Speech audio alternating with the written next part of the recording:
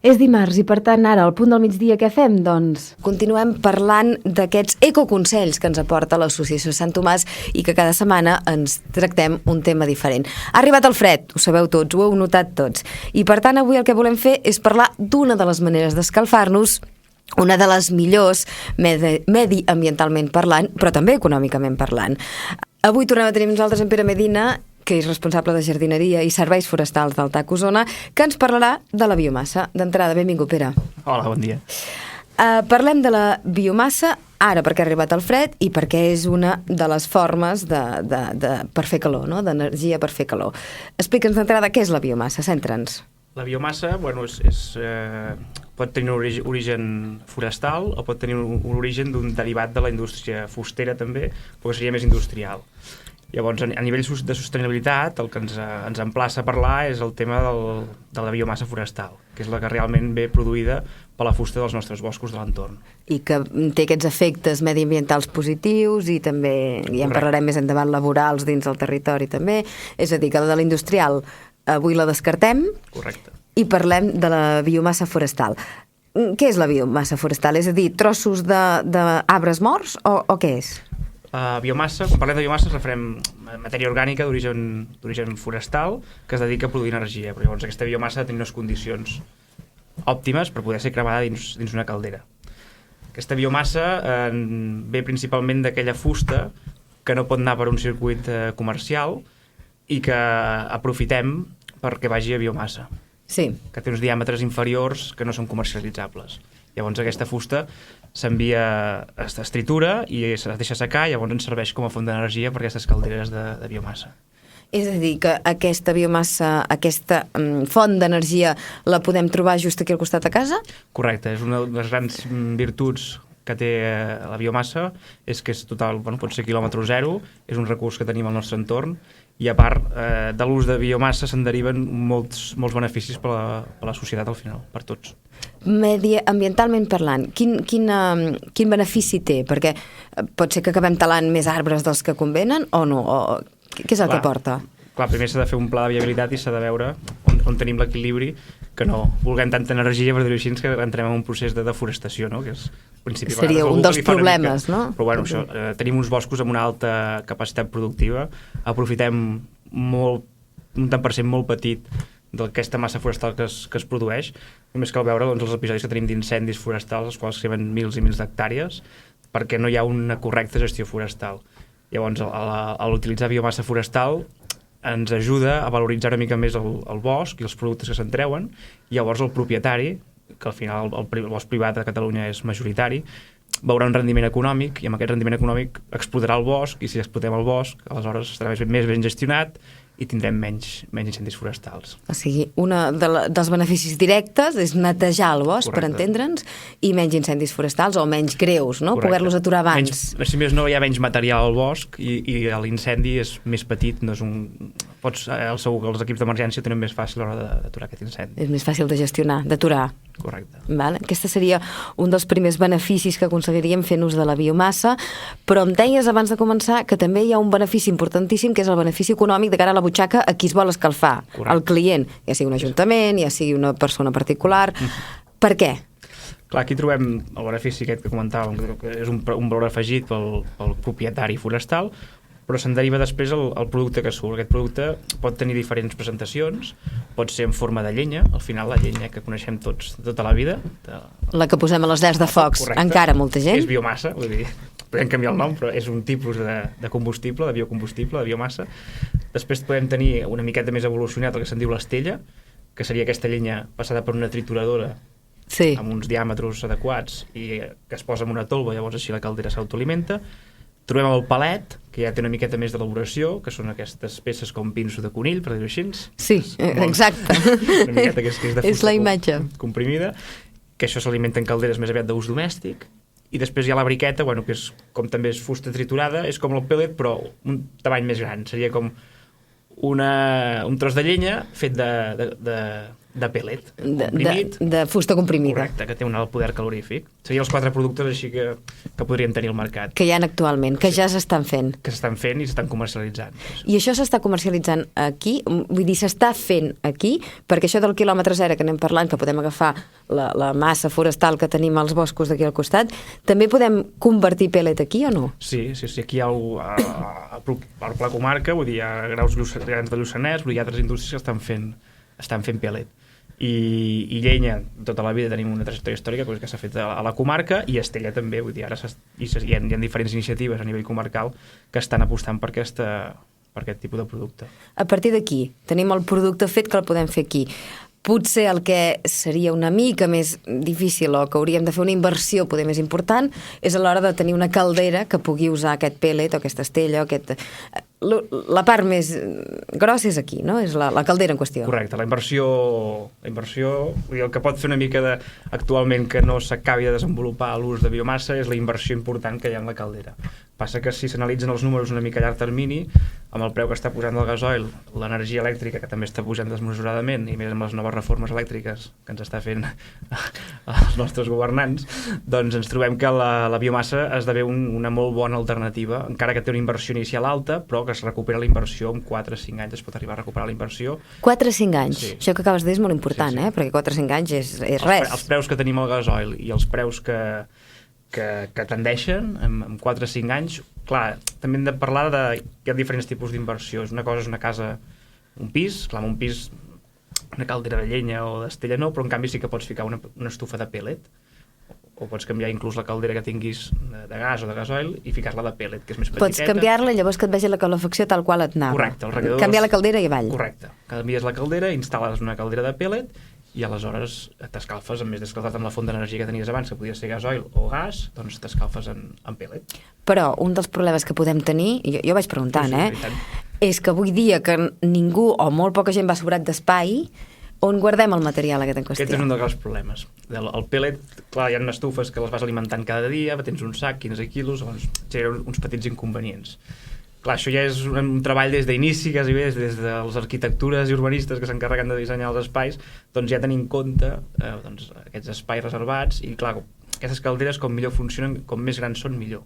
És molt millor fer una caldera per una comunitat de veïns, per dir-ho així, que no que cada veí es vagi instal·lant la seva caldera. També deu sortir més a compte a l'hora de fer la primera inversió. Molt més a compte. Llavors, sempre que puguem fer servir el producte d'estella, que és menys elaborat que el pellet, perquè el pellet passa per un procés industrial, l'estella és més econòmica. És a dir, cada caloria que surt de l'estella és més barata. Per tant, si tens una caldera d'estella, a la llarga pagaràs menys per cada caloria que et calentis.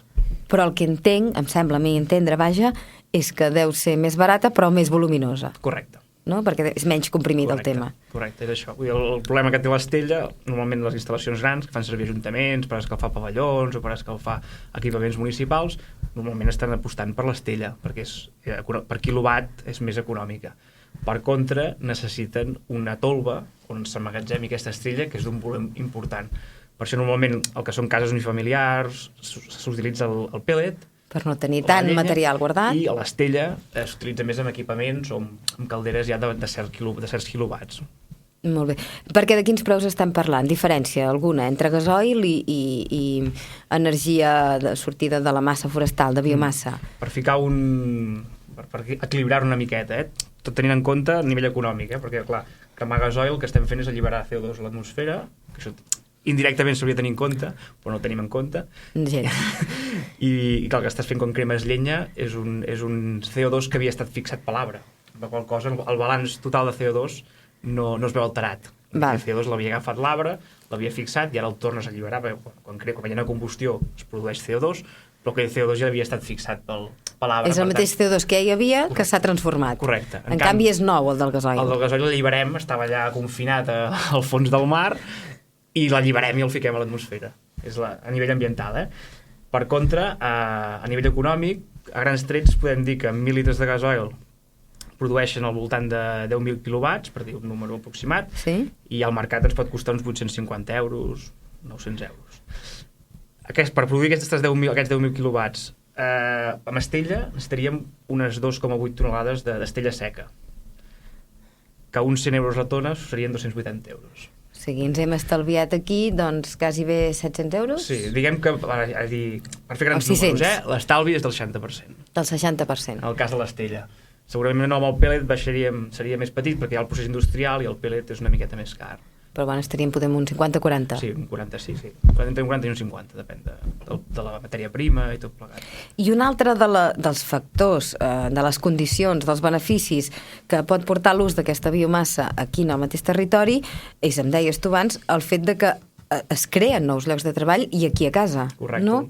Com? Un altre dels hàndicaps que té aplicar la biomassa forestal d'envers productes combustibles d'origen fòssil és que tot el valor afegit es queda aquí al territori, perquè penseu, clar, que aquesta fusta d'on surt dels nostres boscos, dels municipis, de tota la comarca, doncs s'agafen aquests boscos i gestionen. Això què genera?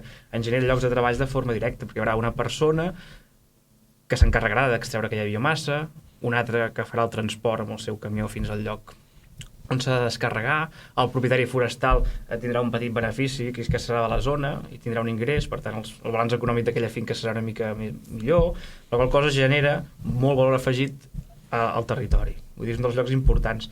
Per fer també un símil, redueix també molt l'impacte dels incendis forestals i a grans números es calcula que si tenim 75 hectàrees més o menys de bosc amb gestió sostenible, vull dir que s'ha de fer una gestió correcta, sí, podrem arribar a produir 1.500 tones d'estella i, fent números globals, crearia un lloc de treball. Amb 75 hectàrees, sí, un lloc de treball. A nivell global, vull dir, sí, com a mitjana, per dir-ho així. Sí. I clar, és un lloc de treball que es queda en el territori. En el cas del gasoil, comprem un gasoil, paguem uns impostos i aquests diners se'n van doncs, als Emirats Àrabs o al país productor. I a les arques del govern de Madrid també una mica. Tots aquests beneficis que els coneixem. De fet, aquí a la ciutat de Vic, des de fa, ara no recordo si 2 o 3 anys, es fa una fira de la biomassa forestal, que de fet està tenint bastant èxit i que està venint gent d'arreu. Per tant, comencem a conèixer la biomassa i aquí a Vic i a Osona més que altres llocs, poder, però s'està usant o no? Clar, nosaltres hem treballat com a TAC Osona, en col·laboració amb la Diputació de Barcelona, la Diputació de Girona, l'Obra Social La Caixa i alguns ajuntaments i una ADF, l'ADF Montseny Ponent, amb projectes d'estudis de viabilitat de biomassa. És a dir, hem fet estudis per quantificar realment els costos de cada part del procés, per poder tenir i optimitzar el procés i saber quin és el millor procés per a la nostra tipologia de boscos per rendibilitzar al màxim la tona estreta de biomassa. És a dir, al final per poder oferir el preu més barat al client. Val. Al cap i a la fi és aquest, no? Correcte, s'ha fet el procés de fer diferents estudis en diferents tècniques. Sense carregar-nos la nostra espai forestal. Correcte. No? Tot sempre sota uns criteris de sostenibilitat. I aleshores sí que hi ha a nivell comarcal, sí que tenim, doncs, a Vic sí que s'han fet iniciatives, s'han instal·lat, si no recordo malament, actualment hi ha 3 calderes, hi ha diferents municipis que estan apostant pel tema de la biomassa. Ara hi ha una iniciativa de 4 municipis, Seva, Aiguafreda, Tagamanent i el Brull, que han creat un pla de gestió conjunt forestal amb tots els propietaris d'aquests 4 municipis i els ajuntaments el que han fet és començar a fer calderes pels seus equipaments. Si no recordo malament, el del Brull en té una instal·lada, Seva estan en procés de licitació, Aiguafreda també, vull dir que canviaran les seves calderes de gasoil per calderes d'estella. Sí. I aleshores subministraran des dels propis boscos del municipi l'estella per poder escalfar aquestes calderes, amb la qual cosa hi ha un retorn als veïns dels municipis, fan prevenció d'incendis, es generen llocs de treball, es tanca el cercle, vull dir que és una iniciativa... I l'Ajuntament, un cop feta la inversió primera d'aquesta caldera, anirà estalviant perquè tot serà més econòmic, no? Tota aquesta despesa d'escalfar equipaments, que sembla que no, però és una gran despesa. Sí que ho sembla, sí. Si es fa en gasoil o es fa amb altres combustibles, però sobretot si es fa en gasoil, la diferencial és estalviar-se un 60%. És a dir, que aquesta seria una solució, jo crec que ara a curt termini no, em sembla a mi, però a llarg termini per aquesta pobresa energètica naixent, a curt termini entenc que no, perquè no, si estàs en la situació aquesta no et pots pagar la caldera, imagino, no? Hauríem de buscar fórmules l'administració igual d'ajudar a poder instal·lar aquestes calderes, perquè clar, si no hi ha demanda, no genera oferta, no? És un peix que es mossega la cua. El que ha passat jo penso aquests 2 o 3 anys amb el tema de biomassa és que tothom en parlava, estava a la boca de tothom, però no s'acaba de disparar, per dir-ho així. Hi ha gent que s'ha atrevit a produir, hi ha algú que ha instal·lat, però fins que no tinguem un volum important de calderes, de biomassa, sobretot d'estella, el mercat no serà madur, no? Perquè què passa? També l'estella ha de ser d'una qualitat, ha d'estar secada, ha d'estar amb una densitat, amb una forma, amb una granulometria més o menys estable. Clar, si comencen a haver-hi alguns productes que no són així homogenis... Els millors. Correcte. Després poder donar problemes a les calderes, la gent agafa males experiències, la gent diu, hosti, això de la biomassa no va tan bé, per dir-ho així. Doncs, bueno, penso que és un mercat que està creixent i penso que els pròxims 2-3 anys veurem una mica de boom a nivell d'instal·lació de calderes, jo penso. Sí, en 2-3 anys? O sigui, ho veus més viable això que els cotxes elèctrics, per Molt entendre'ns? més viable. Perquè faci el boom, Sí. Molt més viable. Penso que, bueno, i més això, vull dir, les reformes energètiques que estan fent des de l'estat espanyol, que estan agravant moltíssim el tema d'energia verda, que, bueno, és que al final no queda alternativa, tant a nivell econòmic com a nivell ideològic, per dir-ho així, no? Vull dir, Però a vegades en situacions de nivell econòmic precari, el nivell ideològic té menys força. Sí, hem de ser conscients d'això. Que van en línia, perquè al final l'estalvi és tan important, l'estalvi, que al final, encara pesi una cosa o pesi l'altra, al final sempre ens pesa més l'econòmic, siguem realistes, però en aquest cas l'econòmic també pesa molt, i la tendència sembla que, per exemple, el gasoil pujarà, l'electricitat pujarà, amb la qual cosa fer el pas i tirar-se endavant a ficar una instal·lació de caldera de biomassa no sembla descabellat. I a part, si l'administració algunes ajudes comença a donar per aquest tema. És a dir, ara potser el que necessitem és bàsicament aquest reforçament de l'administració, aquest que la gent pugui començar a permetre's posar la caldera en qüestió sense pagar-la demà passat, no? Seria aquesta la idea. Una visió de futur i mirar a 10 anys vista, no a 2. Tenim eleccions d'aquí un any i mig i suposo que les polítiques energètiques deuen anar bastant lligades a això. Jo crec que sí, com sempre, com cada any. No? Doncs, Pere, jo crec que has fet una explicació molt clara de què és la biomassa, dels beneficis sobretot de la biomassa, d'aquests beneficis evidentment mediambientals, però per la gent que ens està escoltant, molta gent, evidentment, els hi reforçarà aquests beneficis mediambientals, però molts d'altres els beneficis econòmics, o tots dos junts, com deies tu, no? Per tant, és una aposta que hauríem de començar a fer, ara hem de veure si l'administració ens ajuda a poder començar a fer aquesta aposta, no? Aviam, fem una crida des d'aquí, si algú ens escolta, algú que prengui les decisions, doncs que reforcin aquestes línies cap a la instal·lació de calderes de biomassa, perquè tant de pellet com d'estella. Molt bé. Pere, moltíssimes gràcies per venir un dimarts més i ens retrobem la setmana que ve amb aquests ecoconsells que ens venen des del TAC Osona, que és una empresa de Sant Tomàs. Moltes gràcies. Fins ara. Moltes gràcies.